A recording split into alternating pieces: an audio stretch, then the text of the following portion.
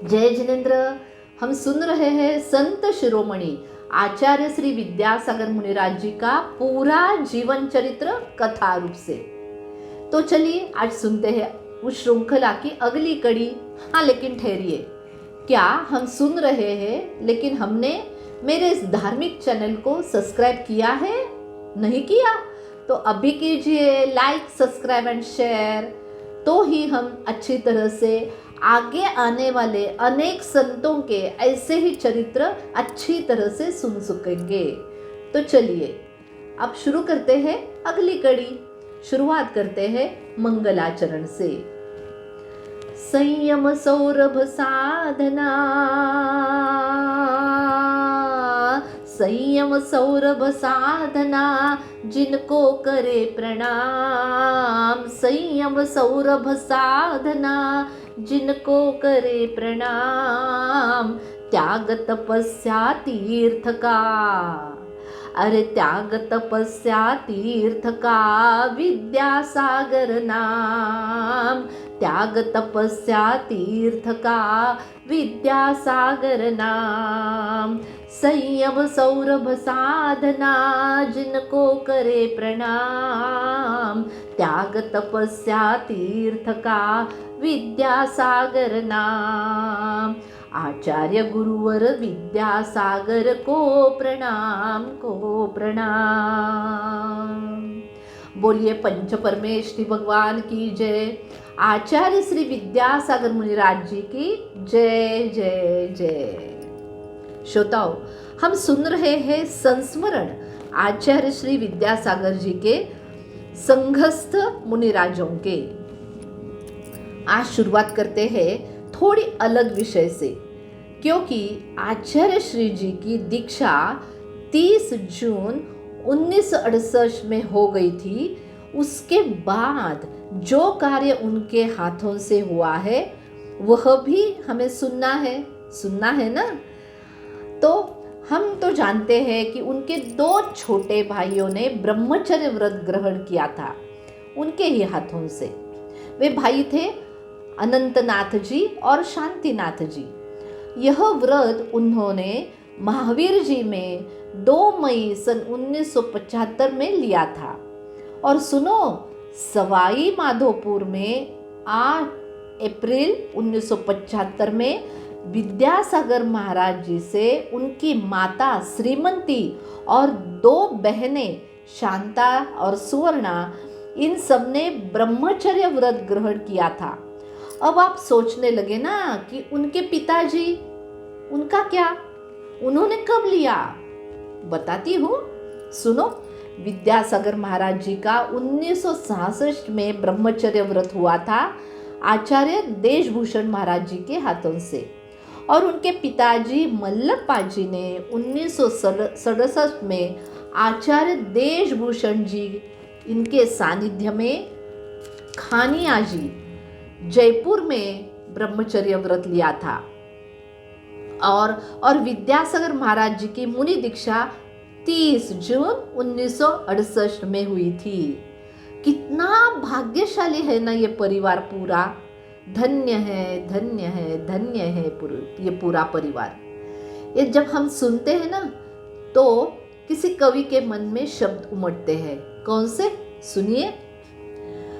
गोद में जिनकी तुमने गुरुवर जन्म लिया, गोद में जिनकी तुमने गुरुवर जन्म लिया, उन श्रीमती माता की गोद को है प्रणाम।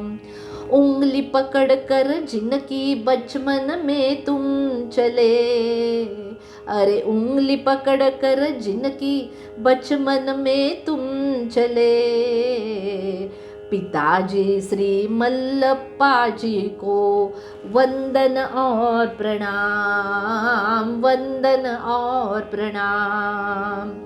माटी में खेल करके, माटी में खेल करके जहाँ तुम बड़े हुए, माटी में खेल करके जहाँ तुम बड़े हुए, उस सदलगा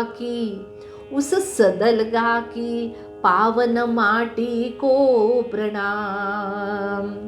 घर दार छोड़कर जिस पल चल दिए, घर दार छोड़कर जिस पल चल दिए, उस मंगल वैराग्यकारी गजर को प्रणाम।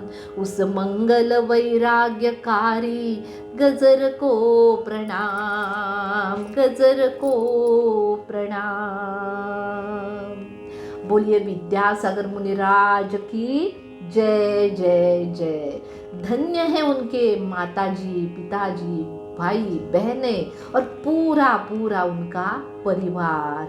उनकी सब हम वंदन करते हैं, उनको प्रणाम करते हैं। अब मुनि दीक्षा पहली कब दी विद्यासागर आचार्य श्री जी ने? तो छतरपुर जिले के दिगंबर जैन सिद्ध क्षेत्र द्रोणागिरी में 8 मार्च 1980 में ब्रह्मचारी शांतिनाथ जी को दिगंबर मुनि दीक्षा दी और उनका नाम हो गया मुनि श्री समय सागर जी महाराज।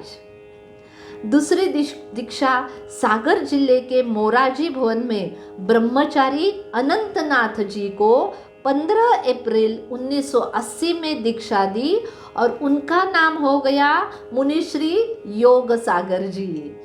और तीसरी दीक्षा दी 15 अप्रैल 1980 में ही महावीर जी को, जो सदलका के ही थे, और उनका नाम हो गया मुनि श्री नियम सागर जी महाराज। तो मुनि श्री योग सागर जी और मुनि श्री नियम सागर जी महाराज जी की दीक्षा एक साथ हो गई थी। इसके बाद 29 अक्टूबर 1921 में नैनागिरी क्षेत्र में 2 मुनि दीक्षा हो गई, मुनि चेतन सागर जी और मुनि श्री ओम सागर जी। 20 अगस्त 1982 में नैनागिरी में ही 3 मुनि दीक्षा प्रदान की, मुनि श्री क्षमा सागर जी, गुप्ती सागर जी और मुनि श्री संयम सागर जी। 1983 में 5, 1985 में 1, 1988 में 8, ऐसे करते करते 1921 में तो सर्वाधिक 28 शुल्लक दीक्षाएं दी थी आचार्य श्री विद्यासागर मुनिराज जी की। तो बोलिए आचार्य विद्यासागर मुनिराज जी की जय जय जय। सुनो, आचार्य श्री विद्यासागर जी ने पूरे 130 मुनि दीक्षा प्रदान की थी। इसमें सबसे आखिर की मुनि दीक्षा दी अपने गृहस्थाश्रमी के बड़े भैया महावीर भैया जी को और नाम दिया मुनि श्री उत्कृष्ट सागर जी। उनकी आयु दीक्षा लेते समय कितनी थी? तो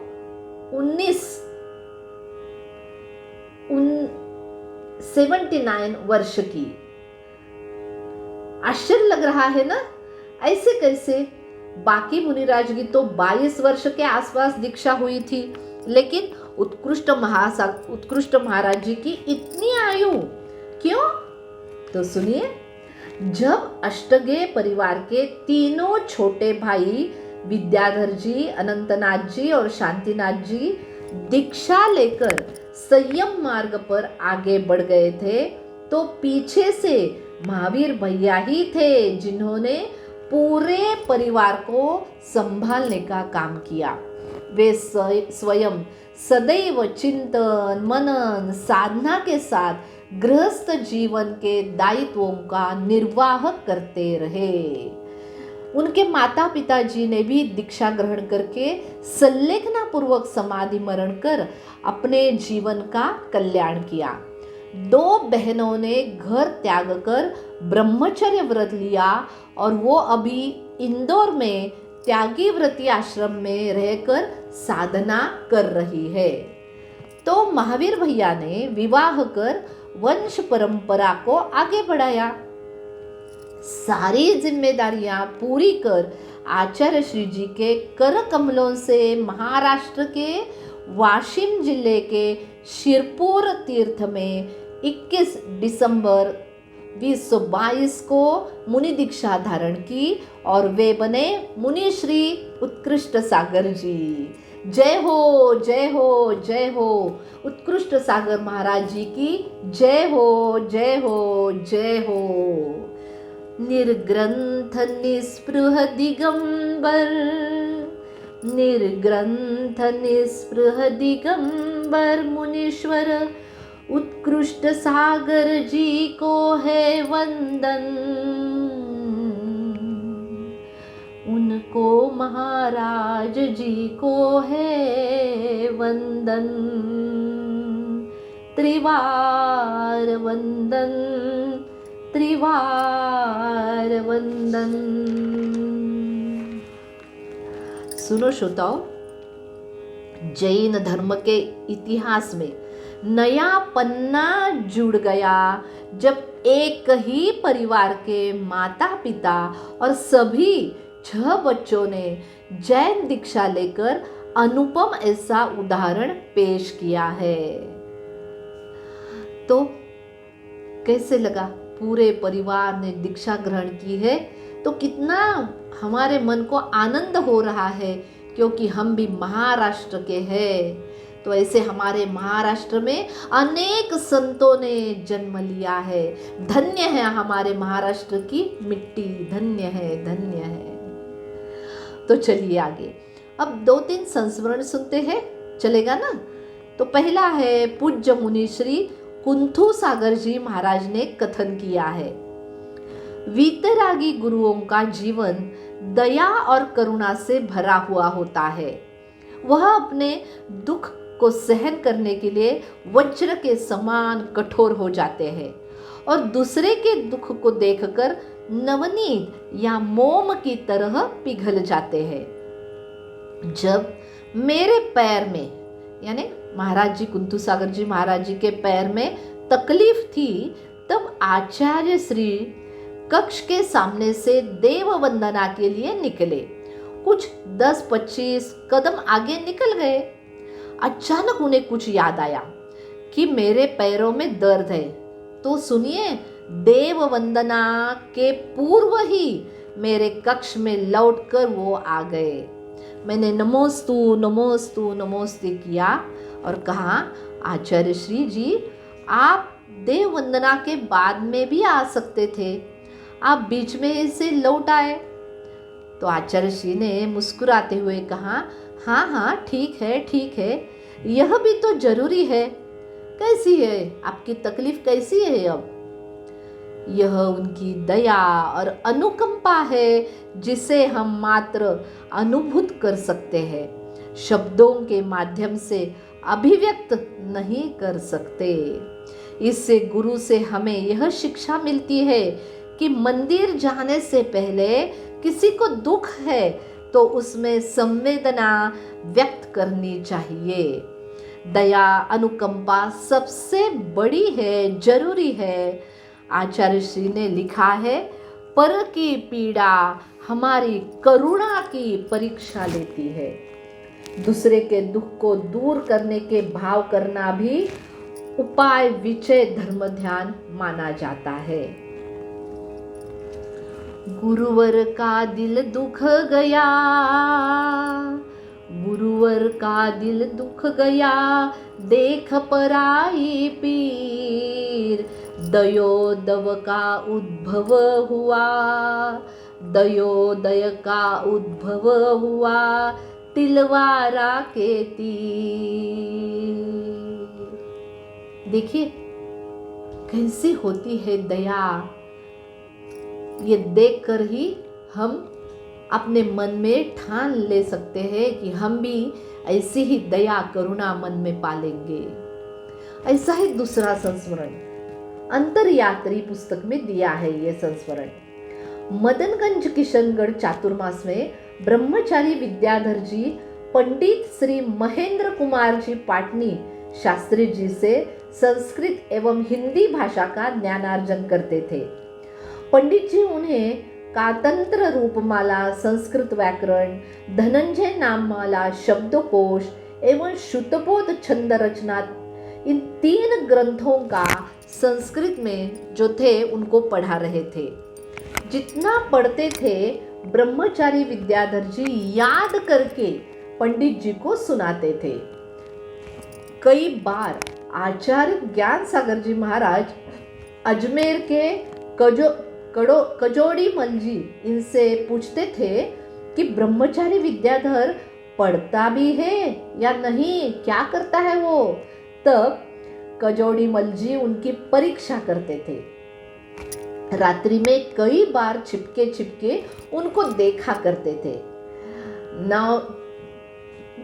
रात 8 से 11-12 बजे तक विद्याधर जी पढ़ते रहते थे। एक दिन देखा तो विद्याधर अपनी सिर की जो चोटी होती है, उस चोटी को एक रस्सी से बांधकर छत के कड़े से रस्सी को बांधे हुए थे। समझ में आया ना, अपनी चोटी को उन्होंने बांध दिया था छत के कड़े से। दूसरे दिन पूछा, भैया जी आपने ऐसा क्यों किया? तो वह बोले, नींद से बचने के लिए। तब मैंने कहा कि आप दिन में पढ़ा कर लिया करो ना। तो बोले, गुरुजी ने जो पढ़ाया उसे अगले दिन ही उन्हें सुनाना पड़ता है, इसलिए पूरा याद करके विश्राम करता हूँ। इस तरह ब्रह्मचारी विद्याधर जी अपने उद्देश्य की पूर्ति के लिए पूर्णता ज्ञान पुरुषार्थ में निरत हो गए। एक सर्वश्रेष्ठ विद्यार्थी की तरह उनकी दिनचर्या भी समयबद्ध चलती थी, क्योंकि लौकिक ज्ञान लेने वालों को वर्ष में 2 बार ही परीक्षा देनी होती है, किंतु पारलौकिक ज्ञान प्राप्ति के लिए हर रोज परीक्षा देनी होती है।